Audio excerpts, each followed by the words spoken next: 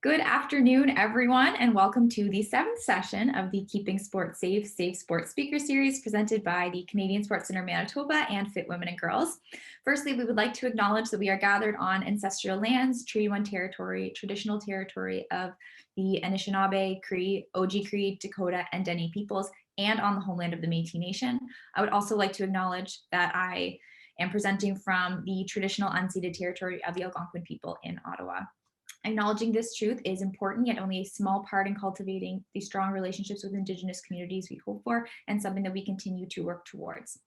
Today, with the help of Carolyn Trono, Gololcha Boru, Samira, Jahmoun, and Ahmed, Elahmer, we will be discussing the topic of diversity, equity, and inclusion. We apparently have a thing for rowers here, as Carolyn competed on the Canadian national rowing team at the 1984 Olympics. Following her athletic career, she decided to be a sport administrator to make the Canadian sports system better. Throughout her career, she has held several leadership positions and consulted with a number of different national sport organizations. She is the Winnipeg Newcomer Sport Academy founder and is currently the Director of Quality Sport Development for the Sport for Life Society. Gololcha is joining, might be hitting some technical issues right now, but he came to Canada as the son of a political refugee from Ethiopia, settling in the Central Park neighborhood of Winnipeg. Through harsh reality, poverty, gangs, and racism. This upbringing that shaped his views and motivated him to change the narrative of people from marginalized communities. Upon graduation from the University of Winnipeg, he began working at the Immigrant and Refugee Community Organization of Manitoba, Inc. In the same neighborhood, he arrived as a refugee just 20 years earlier. During his time there, he disrupted for the better many sectors such as education, justice, sport, and health for newcomer youth in Winnipeg. He is a 2020 United Nations People of African Descent Fellow, and currently he is currently working at the City of Winnipeg with the recently formed Community Development Division. So Ahmed arrived in Canada with his parents, his older brother and younger sister, and he now has another sister that was born here in Canada. They arrived from Syria in 2016 as a result of war, where their house and neighborhood was hit by a bomb and Ahmed lost his leg. Ahmed continues to pursue his love of sport and plays many sports, including sledge and soccer, but his favorite sport is soccer.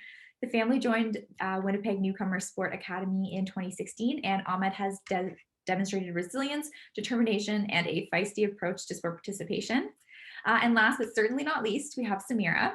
Samira arrived to Winnipeg in 2016 from Syria and has been in Canada for almost 5 years. In the short time, she has learned to speak English and has adapted to her new country. Her family is part of the Winnipeg Newcomer Sport Academy as well. She has 2 brothers and 1 sister and is the second oldest. Samira enjoys playing sports, especially soccer, badminton, and basketball.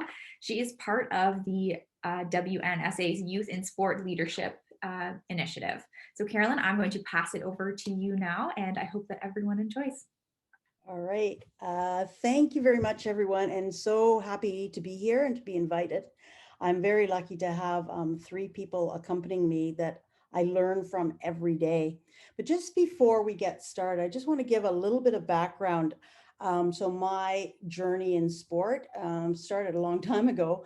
And as an athlete, as a coach at various levels, but in my training, things around and my experience, things around a safe sport early on was really about the physical safety at practice, the physical safety at competition, whether it's the field of play, on the water, the safety of the equipment. And little was talked about regarding psychological safety or cultural safety. And so there is so much more to safety than what we used to talk about. And this is kind of what we want to explore here. And the importance of feeling safe in your environment. Like, yes, I am from rowing, and many people who've been involved in these safe sport sessions are from rowing. And if you don't feel safe, if you're on the water or that something is going to happen, you don't fully enjoy the experience because you're nervous, you're uncomfortable. And so in this situation, we're talking about newcomers, but it applies to everyone. If you're not feeling safe, you will not fully enjoy the experience. And so we are talking about newcomers here, but it applies to everyone, whether it's a BIPOC community, the LGBTQ2S community, athletes with a disability. That welcoming environment is all part of feeling safe. So as I said, my journey was from a fairly narrow perspective, participated in rowing and many multi-sport activities. In 2016, when I started down this path of working with newcomers, I had no idea of what was going to unfold in terms of, I had no idea how hard it was doing community sport, but the things that people said to me, and particularly the three people in this panel, stopped me in my tracks, made me think every day of what I thought was and what really is for the experience of other people. So I don't want to take an awful lot of time talking. I want everyone to hear from our three other guests here, because I've learned so much from them. So we're going to just take a minute about with Gololcha, Samira, and Ahmed, talking about what sport means to them. And if we can just go to the next slide, we are going to start off with Gololcha. And I don't have a picture of Gololcha, but he really said some things to me early on that just really made me think. And Gololcha, do you mind just maybe get your camera on here and people can see you? And talk about what sport meant for you and what you see sport as being so important for newcomers. For sure. Hi, everybody. My name is Gololcha Boru. Thank you for the nice introduction. For me, I think the big thing about sport and the importance it has for newcomers, especially, is for a lot of us, it's the only time where we are actually afforded the opportunity to be a youth, a young person. We are not put in situations where we have to translate for our parents. We are not going to be, looked weirdly at by other kids at school because we don't speak the same language or we have a different culture. And it's in these moments that where we're really able to put a lot of the the baggage that comes with being a newcomer and all the other things that we carry with us away, and we're allowed to actually just play the game. And I think, as I came to Canada as a very young person, and I've grown here, and I've now come into a little bit of a mentorship role to some other newcomer youth. And one of the big things that we see now in Winnipeg in particular is that there is a lack of access to quality sport. And what that means is, one person would think, okay, the lack of quality sport means, okay, maybe the kids are not given the opportunity to try different sports if we were looking at that multi-sport approach, or maybe the physical health benefits of, playing. But what we see in our communities is the denial of that sport is not is something much more deeper. It's, if we don't have kids playing sports, we might not have these kids anymore with us. It is that crucial in our communities. Sports is an opportunity that, really gives a lot of young people in marginalized communities a space to explore their individuality, explore a sense of themselves that they've never been able to, but also gives them a sense of belonging, a sense of camaraderie, community. And with that comes all the other social capital that comes with sports. So the denial of sport is also a denial of immense opportunities, but also, we are surrounded by a lot of the underground economies in these communities, and it's the trap is there for a lot of us to go to other routes. So without sport, we don't have that opportunity. And I think we as newcomers we're trying to, with the help of Carolyn, push that into maybe the more mainstream, that this is something that's bigger than just, being active for life. This is something that is you know, life or death in some situations. And I think that reality sometimes escapes a lot of people when it comes to sport, and especially sport leaders within the sport industry, you know, PSOs and ministers of sports and whatever it may be. But that's the reality on the ground. Thanks, Gololcha, and that's absolutely a great message, and we'll come back to some of those comments and explore them a little bit more. Now, I want to introduce our youngsters, our youth, who are also on this panel. We'll maybe start with Samira, and then Ahmed. What sport means to you, Samira? Hi everyone, my name is Samira. So sports mean to me, it's another, when I came to Canada, it was another way for me to communicate with people and to learn English. I didn't know that much English, but in sports, they used to teach me a lot of, I used just to hear like people just saying, I used to not understand at all. I was very confused. I didn't feel like I was welcoming in school, but when I went to sports, when I went to Carolyn's program, I felt I was more welcoming because I could find people the same as me there. So the sports mean to me a lot. I mean to me it's the first way that I learned how to speak English, and it's the first way I learned how to communicate with other people, and I made friends there. Thanks, Samira. And you're a big leader in our program, particularly for the girls, the young women, and we really love learning from you every day. So thank you. All right, so we're going to go to Ahmed now, and Jessica's going to share something, and then Ahmed, you can talk about what sport means to you. So we'll just maybe switch over to the little TikTok thing. Here we go. This is Ahmed. Reason. Now suddenly you're asking for it back. Could you tell me where'd you get the nerve? Yeah, you could say you miss all that we had, but I don't really care how bad it hurts when you hold me. All right. Ahmed, let's hear from you. What sport means to you? Sport means what? Hello, everybody. My name's Ahmed. 13-year-old. I'm a 13-year-old boy. Well, what sport means to me is Big voice there, really clear, okay, Ahmed, so everyone can hear you. yeah. Sport means to me is everything, because some people might take sports as just you go, you play, and then that's it. But sport means to me more than just you go and then you play the sport and then yeah, that's enough. That's not what it means to me. Sport means to me everything, because it brought me to a lot of stuff. I learned English from other people. I even learned how to play soccer through Carolyn's program, because there would like other people be there. So sport means to me everything, because every sport I've tried, I've had people support me with it. I have had so much people support me with other different sports like sledge hockey. I had people support me in it.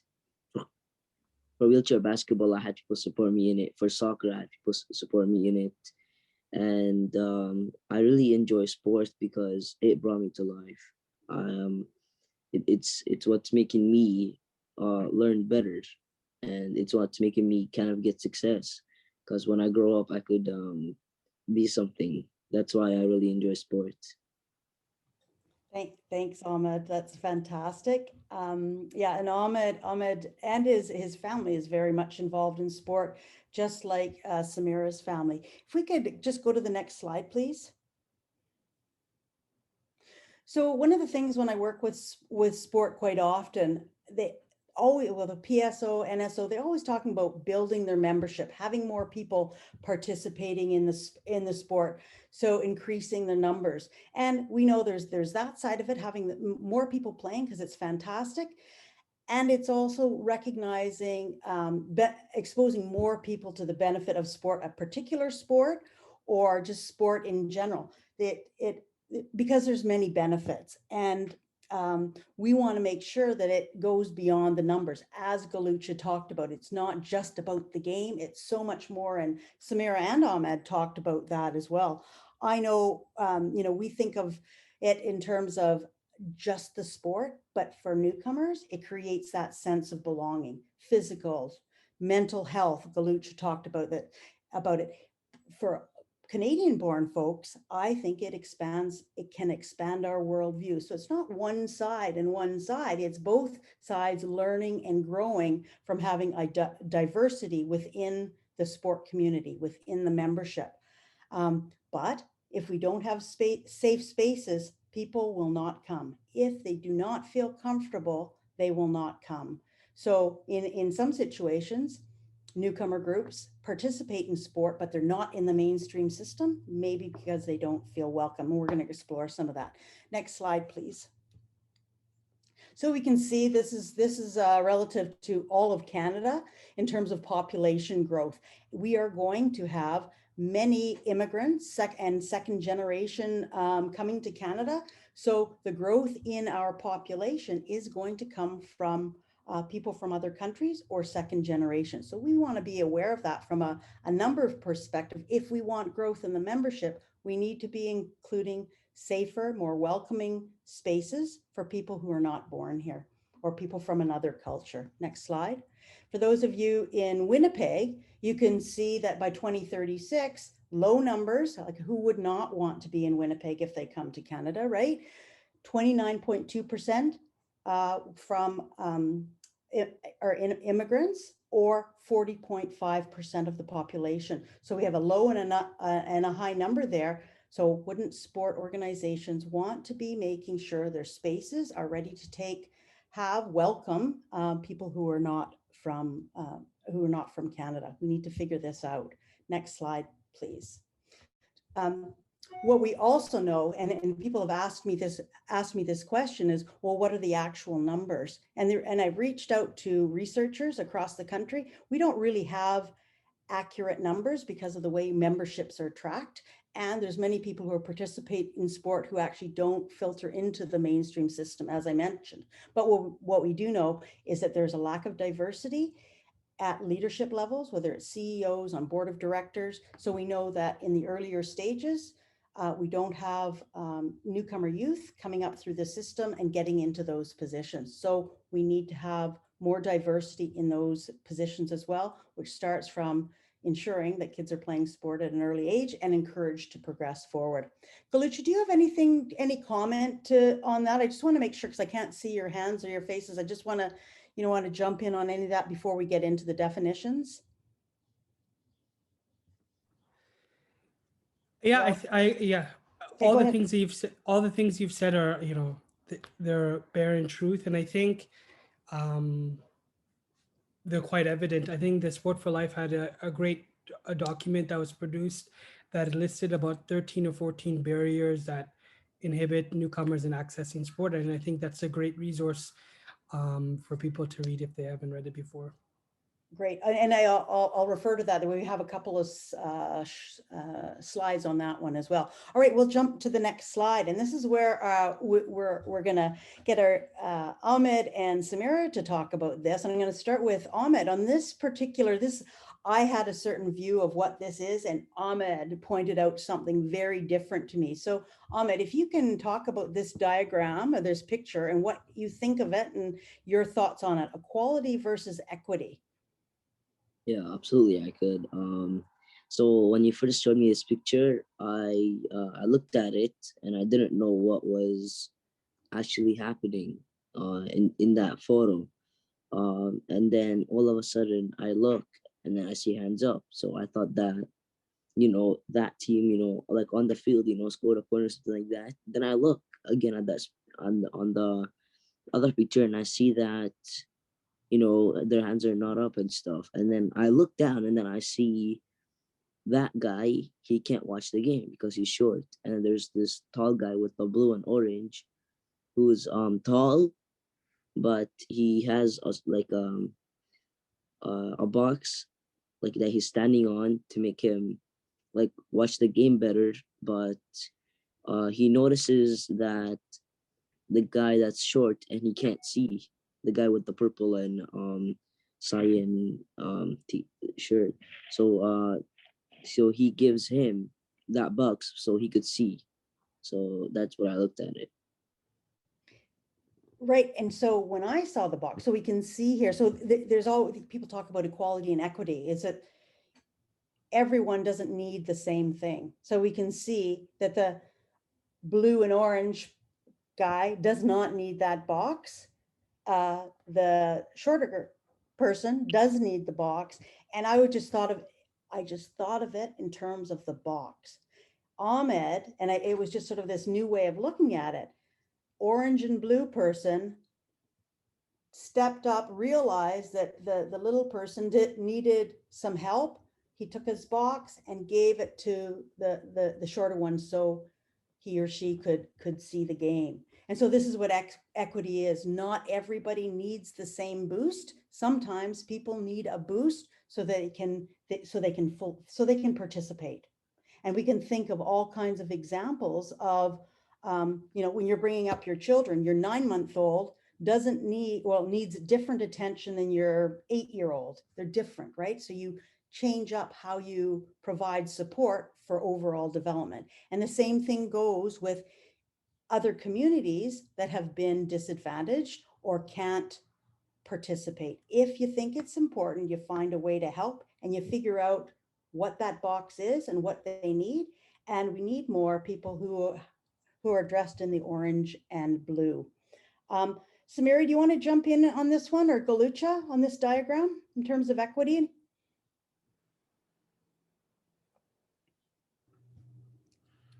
Yeah, Okay. I think Okay, go ahead. when it comes to this equity and equality, I think this has to be something that is more in the mindset of sport providers. And when it comes into the idea of, why we do the things in terms of being more inclusive and equitable, to have more diversity, I think this is a great chart to explain that, not everyone is coming from the equal playing field. And it comes, I know Carolyn talks about her experiences, finding spaces for her programming, to just outdoor spaces that require washrooms. And maybe Carolyn, if you want to talk about that and how that really is a perfect example of equality and equity. Right. And so in our program, this is in the interesting one. Well, right now we're a little bit different because it's COVID, but when we first, well, even last year, is we have a busload of kids coming to play outdoors. And so the transportation, the parents can't provide it. Either they're working or they don't have vehicles and it's too far for the kids to go on the bus. So we provide a bus, but we go to a community center and we want outdoor space because outdoor is best, but there's no washrooms. And in normal circumstances, or no, I shouldn't say normal circumstances, if I were taking my children to a program, I would have a car there and I could drive them to the Tim Hortons or drive them home very quickly. But we can't take a load of 50 kids to the Tim Hortons for one child to go to the bathroom. So what do we do around that barrier, that issue, when many of the outdoor spaces don't have washrooms? And it's interesting because I was just reading something, I don't know whether it was in Toronto or not, around COVID. They're finding now all the they've got all these parks open, fantastic, but none of the bathrooms are open. So this is exactly what we've been facing for a couple of years, is where do we find the bathrooms? So it's maybe an issue people don't think of. Is that kind of what you wanted me to talk about, Gololcha? Yeah. And that's just one example. There are many more. We're going to jump to the next slide. And this is Samira is going to talk about, this is just getting an understanding of some of the terminology we use and where we want to go. So Samira, can you talk about the difference between diversity and inclusion from your perspective? Okay, so I'm gonna do this like as an example of what I experienced. So diversity at first, let's use it like as the purple dots are like the Canadian kids, and the orange are the newcomers. If you can see, they're like both spread it apart, But if you can see to the next, like in the next one, inclusion, they're mixed up. So we need more of an inclusion, because if Canadian and newcomers are like playing together, first, like they can learn new English, they can learn better skills. Like not all people have access to play sports. And so and that we do want diversity, absolutely, but what we really want is inclusion. So when Samira comes to a program, she can be her full authentic self and fully participate, and that's not easy. And I remember when we first started the program, the newcomer girls saying, we want to play with the Canadian kids, we want to play with the Canadian girls, all the, you know, there was that desire, but it wasn't a really welcoming space for whatever reason. So we need to be looking for more opportunities, safe opportunities, so that people can participate.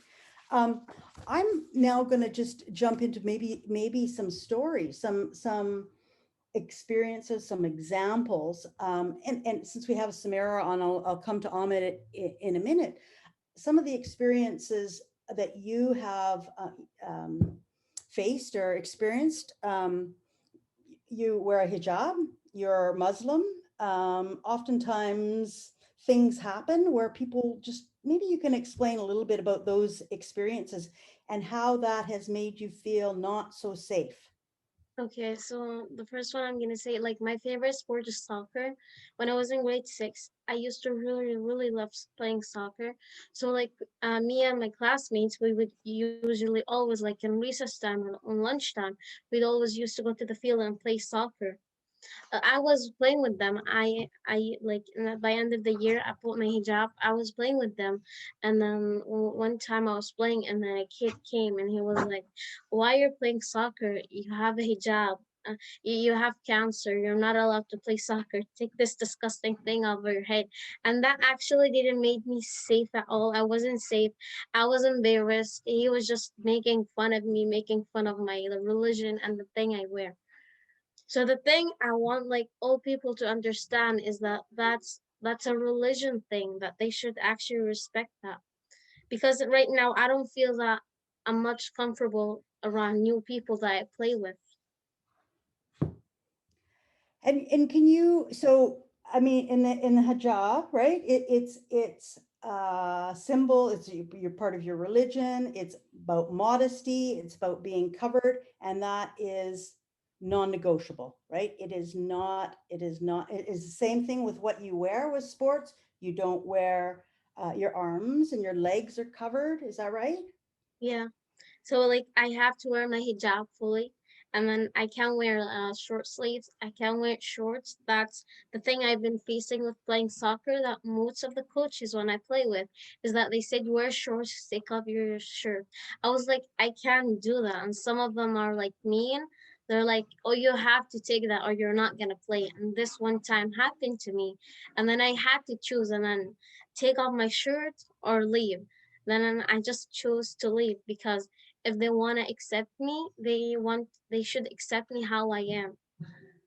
That's awesome. Thank you, Samira. That's absolutely fantastic. So it's really understanding religion and culture, and you know, how do we have Samira uh, feel safe, right? Because I think there was an example where someone pulled your hijab off, and like that's just absolutely awful. And maybe I shouldn't have said it this way, and maybe that made light of it, but you know, people don't necessarily understand, and maybe this is inappropriate for me to say, but in terms of safety, you know, it would be like somebody coming in and pulling down someone's pants, right? It's like that is absolutely inappropriate. In the same way, this would be. And do we take it seriously? Do we take it seriously when something like that happens? And who are the leaders, the adults stepping in to make sure Samira feels safe to participate in sport the way everyone else was?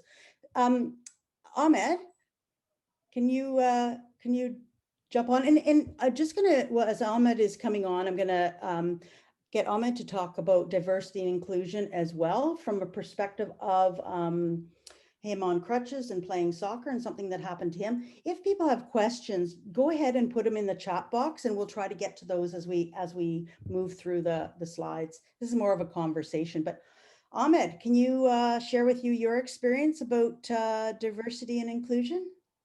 Yeah, for diversity, I would say that like you know the yellow things, right? That would be like like let's say for example, it would be like Arab kids, and then the other one would be like other kids from different countries and stuff. So it would be like me, and then like say my friend, and then my brother, because we're all Arabs. They just stay together for the whole time, not meet other people and stuff. But for inclusion, I would say that it that's what I would like, and that's what we need more of, because it would be like me joining a soccer team with my brother, and then me and him make new friends, not just stay with the same people every single time.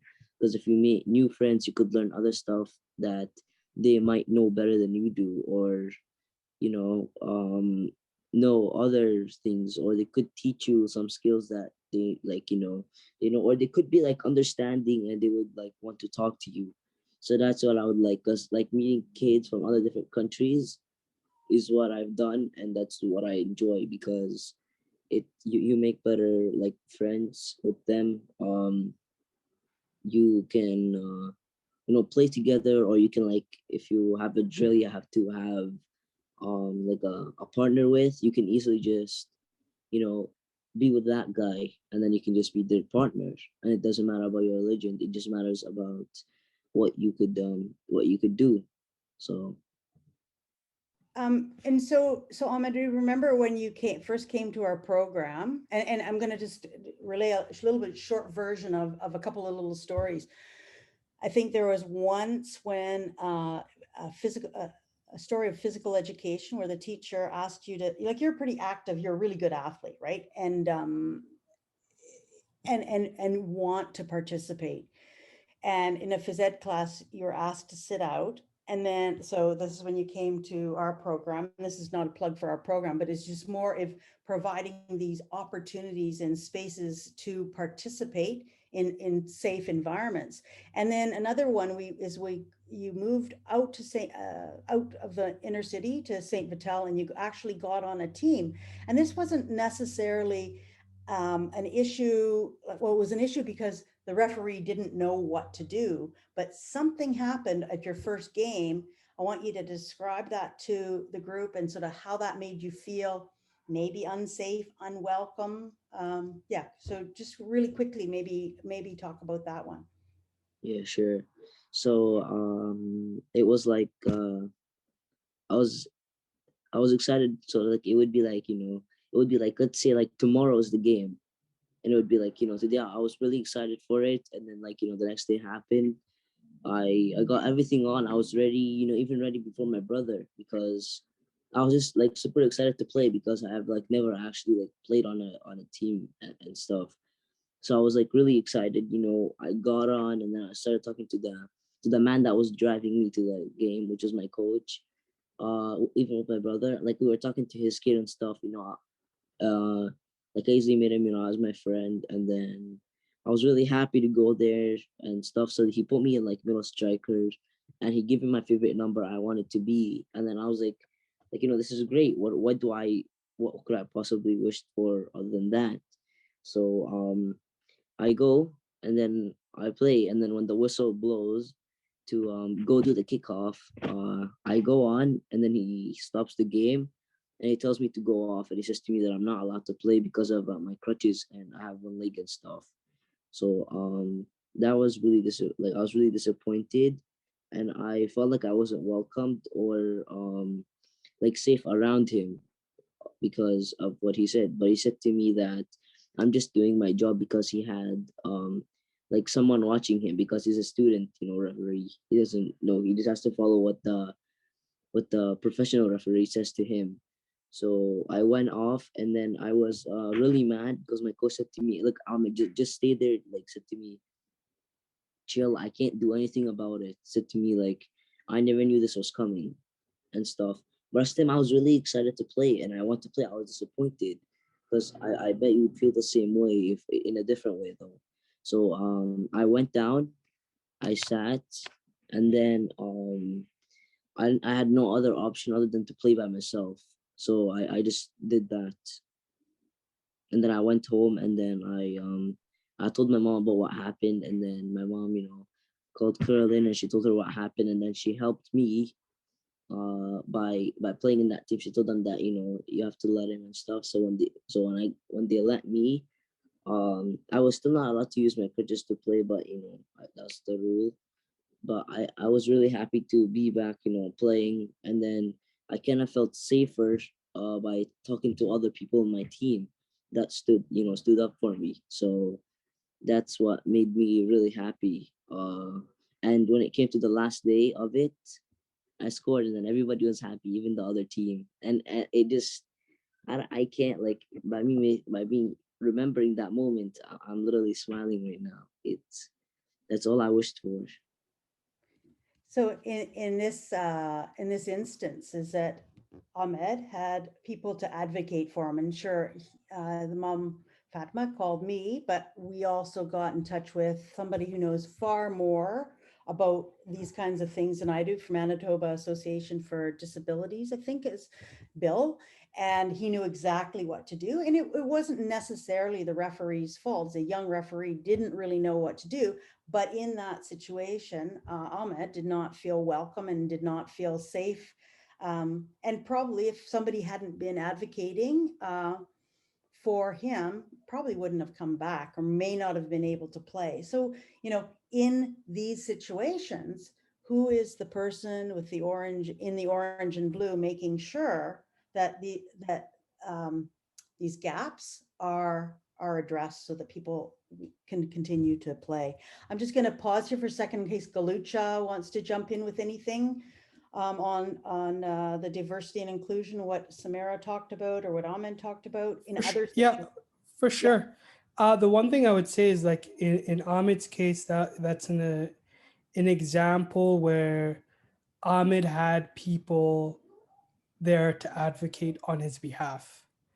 And we an amazing story that has a great end. But I think we have to be cognizant that for a lot of newcomers, that isn't the case. And you could, listening to Ahmed to speak about how upset and demoralized he felt when that incident happened.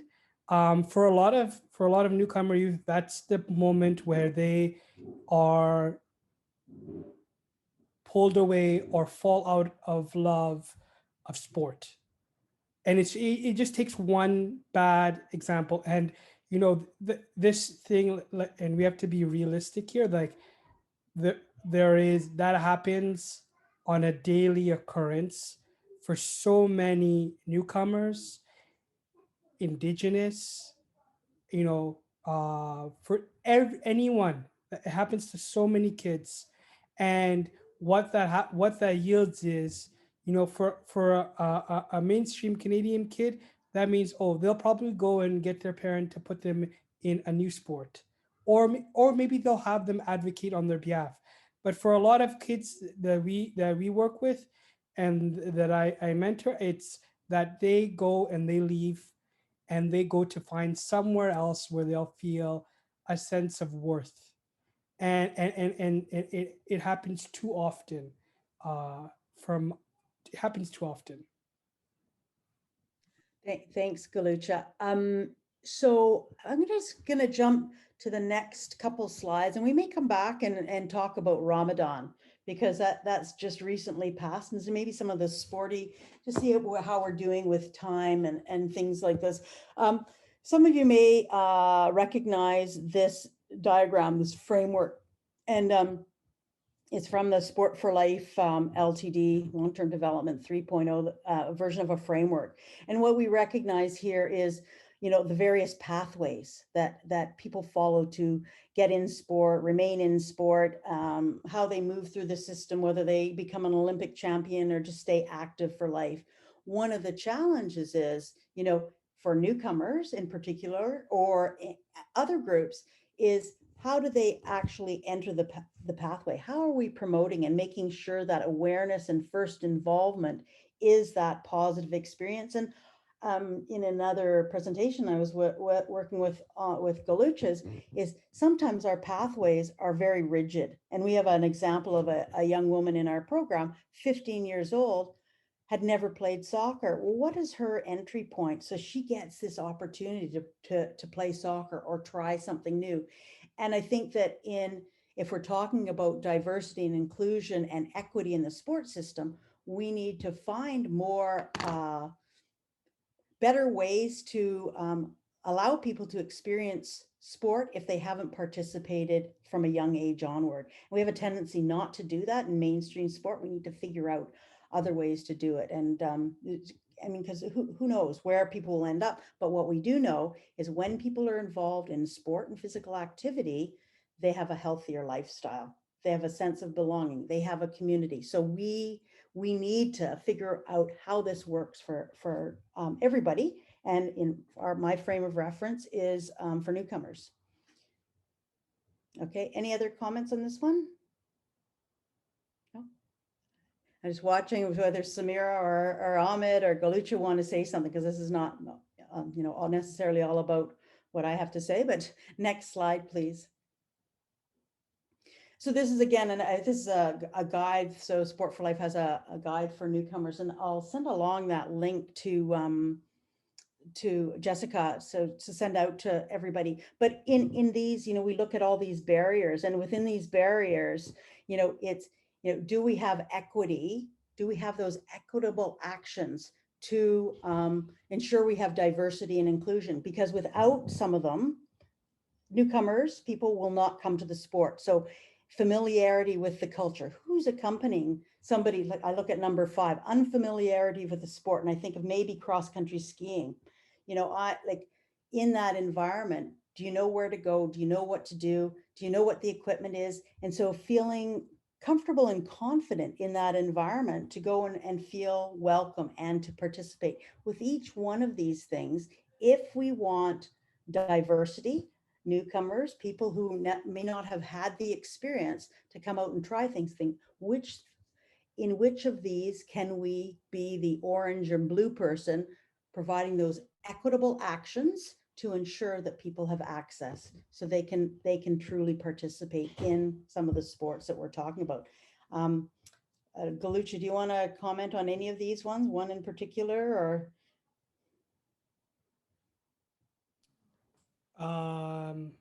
I think the biggest, I'll talk about the racism, and I think it's covert, overt, I should say, in a lot of ways, and I think it's embedded in a lot of the systems that come through sport. But it's just it's a reflection on the society, and I think we see it a lot when it comes to there's an element of race that intersects with financial, transportation, um, political, cultural. But I think for me, the big one is this coded language that comes with sport, that for so many times excludes newcomers when it comes to, especially when they're pursuing the high end sport.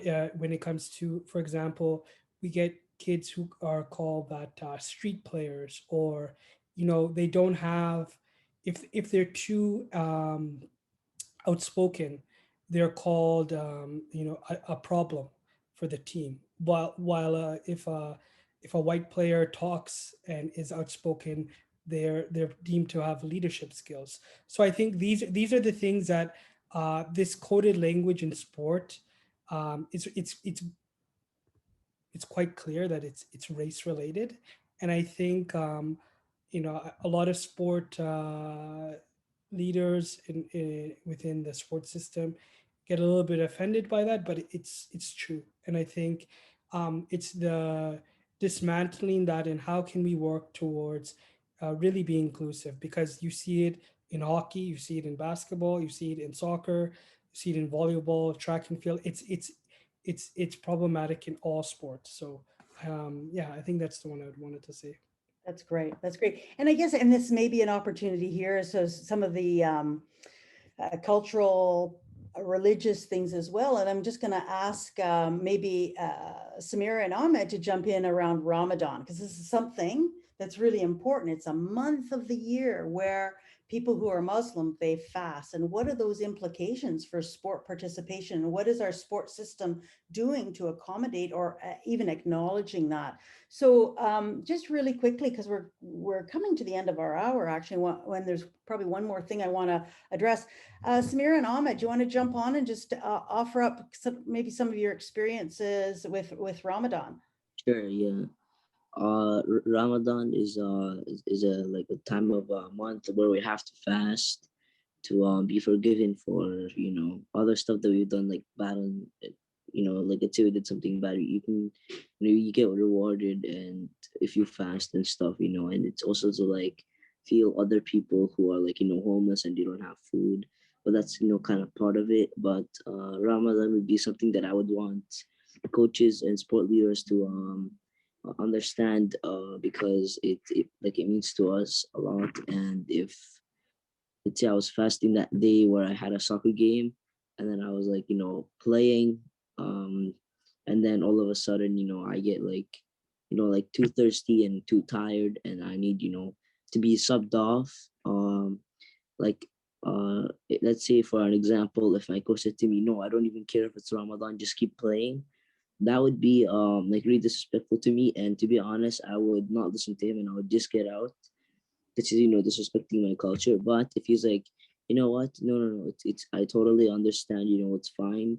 I know Ramadan is hard because you haven't eaten or drinking for like kind of the whole day, so you can just if you want, you can take a rest. We'll just sub someone on or something like that.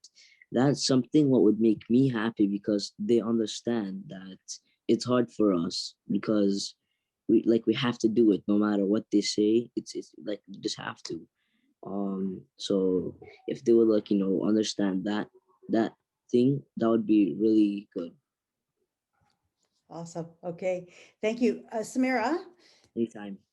thanks, Ahmed. Um, Do you want to talk a little bit about your experience Ramadan, and maybe I think it was in gym class you talked, or maybe it was something else you were telling yeah, me. it's in the gym class. It actually happened this year too. So like this year Ramadan just finished a couple of weeks ago.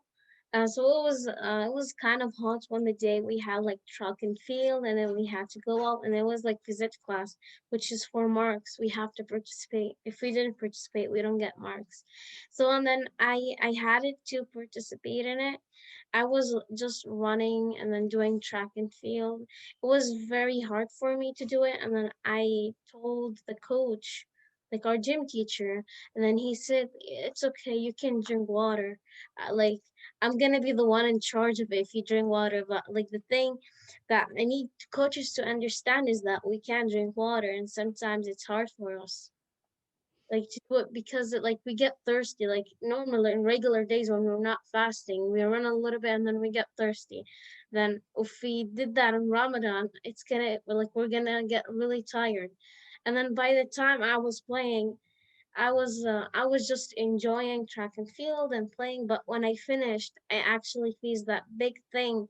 I was really thirsty. My face normally when it gets red, like I'm really hot. So I didn't know what to do. Like I was just putting water on my face, and then the gym teacher saw me, and then he was just like, "Oh, I'm sorry, I didn't know that. I thought like you can drink water if you're too thirsty, but like I want coaches to know that we can drink water even if we're like dying to drink water." Yeah, yeah. And I remember when we had a swimming program with and it was during Ramadan, and many of the families said, "Oh, we're not coming in case we get water in our mouth because we Well, can't do that." So that was something as well. Yes, Ahmed. but if you get it by accidentally, it's fine. But if it was purposely, it's not fine. Your fast is broken. And if you're dying, like what I mean is like if you're choking and you really need water, it's possible to drink water. But if you're that's just bad, because your fast won't count, and you'll gain bad sins and stuff. All So yeah, right. Sorry, I was just gonna maybe, because we're coming close, we've got 10 minutes left, and we can just go to the last slide, and maybe this is an opportunity for questions and people to put some things in the chat, because one of the things we said we can go to the next slide, the last slide. What can sport leaders do to contribute to cultural and psychological safety in sport? So we're going to have our panelists here contribute to that, but maybe everybody can take a minute and maybe in the chat put down what you could do. What could sport leaders do to contribute to cultural safety, psychological safety? Just take a second there, and then we can have some questions, but I'm going to get, just whilst that's happening, we'll maybe ask Gololcha, Ahmed, and Samira to comment on that. Okay, so can I talk first? Yeah, of course. So first, I want to say I want coaches to know, like, as a girl, I'm wearing hijab, that I can take off my hijab even if I got hot, and then like we can wear shorts. Even like one time, like as I mentioned, we were playing soccer, and then the coach said I need to put the shorts on. That I can do that. I have to wear pants, and then I have to wear like long shirts, long sleeves. I mean. Yeah, and then the next thing I want to know is that in Ramadan we don't really we're not allowed to drink water. So like if the physics teacher has any like Muslim kids, just like go easy on them. Great. Ahmed? yeah, something I've learned to understand is that if like me with crutches and stuff like that, I would want them to understand that I could play, but no, I don't want the same thing to happen to me that happened last time with where I got sucked off, and all this nonsense stuff that happened to me. Something I would want to understand is that it's okay if you're one legged, you can still play with us and stuff. That's something that's always been my dream. It's literally my wish. It's my dream. I wish it would come true. That's something I'd want to know. Even the same thing with Ramadan. If we're thirsty and we need water, that's something as well. Nice. And it's like if we need rides, and we don't have a car, that's something also. Yes. Yeah, and there's some good examples where the community has really supported Ahmed's family for getting transportation. That's the equity piece. And that needs to be kind of the new way of doing things, is be the person in the orange and blue to step up and say, what can we do to help bring more people into our sport community? Gololcha, what would you add to that checklist? I think one of the big things is sport leaders. I would go higher than that. I would go to the board levels of these organizations, and I think they need to do a lot of education in terms of what are they currently doing and what are the gaps, and then consult with the community. I think there are many resources. There's many qualified people that are willing and able to speak and engage at the board level, provide trainings to the coaches, administrators, and I think that will result in a much more safer space. That's great. Yeah. And I think, I'm looking at the chat, and some of the comments are bang on about involving the whole family so that they're not isolated from the support. And so this is the whole thing with our program, and it's not the same. It's almost impossible to do, is you program for the whole family. You program, so because programming for the individual becomes really, really challenging. Education is a key piece. First step, right? What's the education? What's the learning? What are the next steps to action? Because the education piece is the start, and then what? So how do we, one training of an hour is only the beginning. I love the part about listening. And this is the thing too, is I think it was Hani who talked to me about cultural humility. don't go in thinking that you're you might know sport from your view, but newcomers, people who come from another environment, have another view. And in fact, what I would say on that is the creativity around sport comes from diversity and inclusion and listening to others, to other ways of doing, and really listening, not just pretending to listen, and taking appropriate action. So going to the board levels, absolutely, Jory, that really sets the stage, and creating opportunities to share. So, you know, Ahmed's story, Samira's story, this really creates a great environment in our community to be better, to work together, and to be more welcoming. For me, like the one that I would add to it is just don't think that like it's an ongoing thing. And I think I said at the very beginning that every time I talk, not every time, but many times I talk to Gololcha or Ahmed or Mohammed, anybody in our program, they say something in a way that just makes me think a little bit. And it's not that it's work, right? If you have to undo what you already thought and reprogram it in your brain and go, oh, we need to do it differently.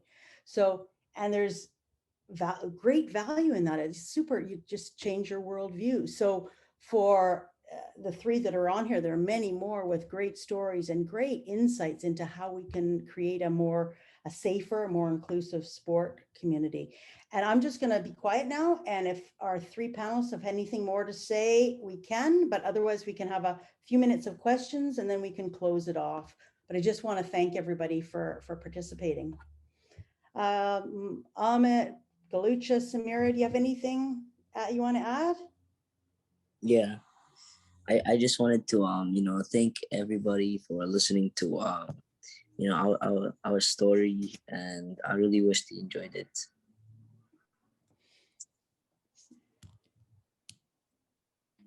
Samira or Gololcha?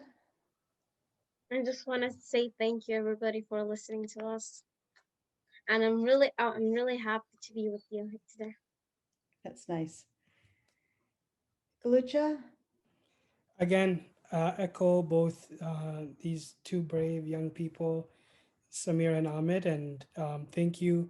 I think events like this and talks like this can go a long way. You know, people might have heard something that they never heard before, or a different perspective. And I think if we can continue to do this, I think we can hopefully change the situation in Winnipeg and maybe across Canada as well.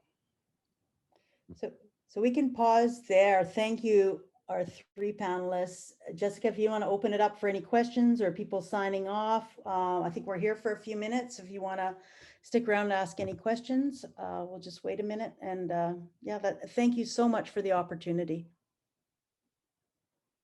Great. Yes. The four of you, thank you so much for joining us today. And I do want to open this up. If anyone has any questions, feel free to pop it in the chat. I know many people might have to get back to their day, but you can raise your hand, turn your video on, whatever you'd like. And we'll be here for a few minutes if you have more questions.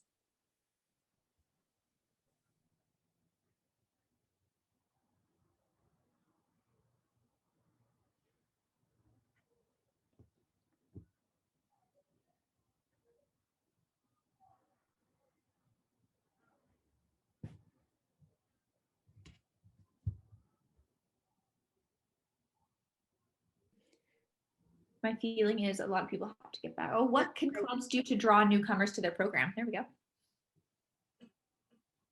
Anybody want to jump in?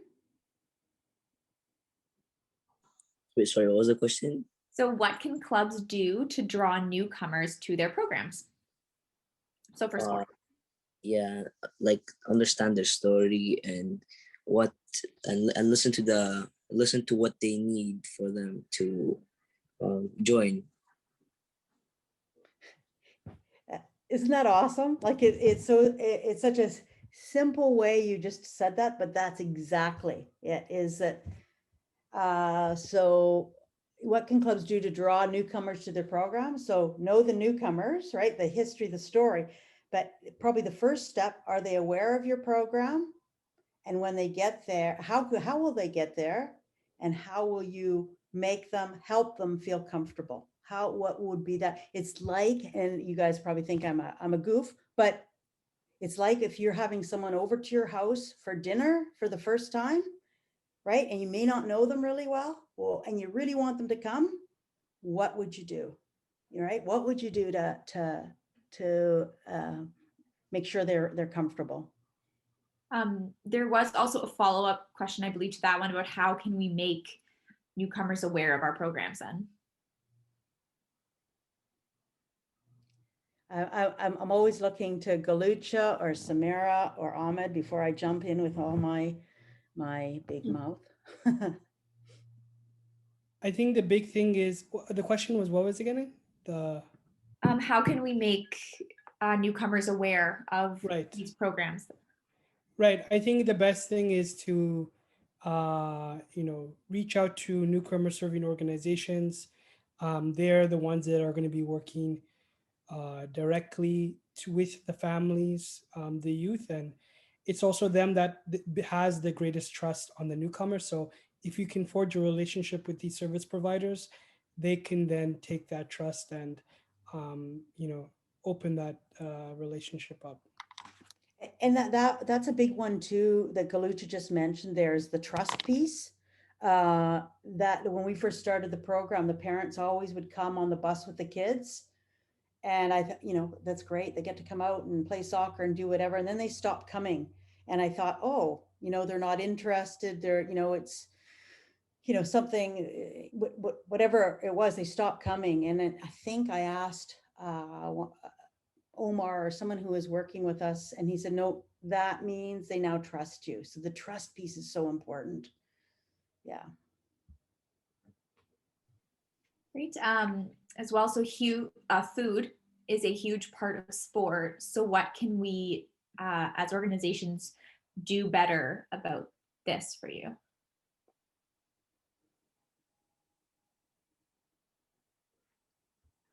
Samira, why don't you jump in with something there onto the food part? You know Was what you don't eat, right? Oh yeah.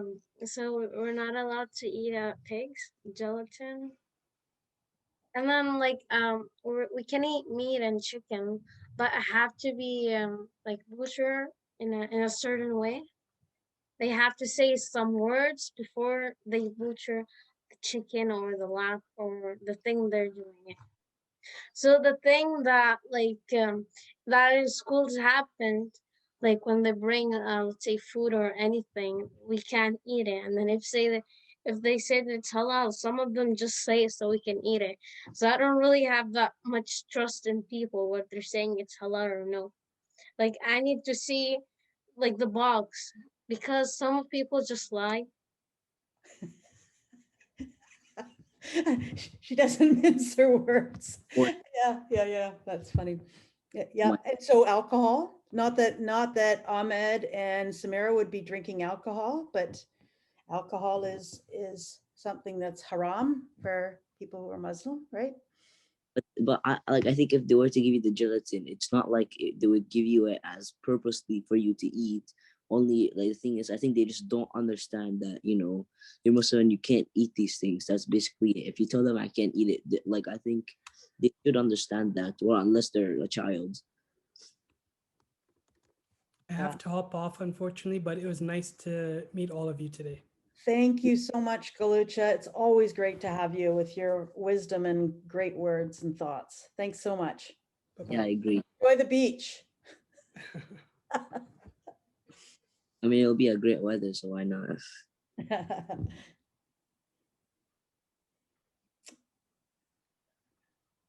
All right. Any other questions, things you want to talk to these smart kids?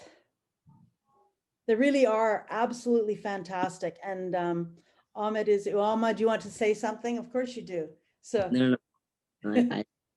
I was gonna thank Gololcha for being here with us and telling us his wonderful story. yeah, Gololcha is amazing. He does great work. Thanks, Gololcha. If that's all then, again, thank you all, Samira, Carolyn, Ahmed, Gololcha, he just popped off, but We really appreciate you taking the time to share your stories and to be open with us and have this very important conversation with all of us. Thanks so much for the opportunity and for everyone for being on and the great questions. And yeah, it was fantastic. Thank you. Thank you, everybody. Thank you all.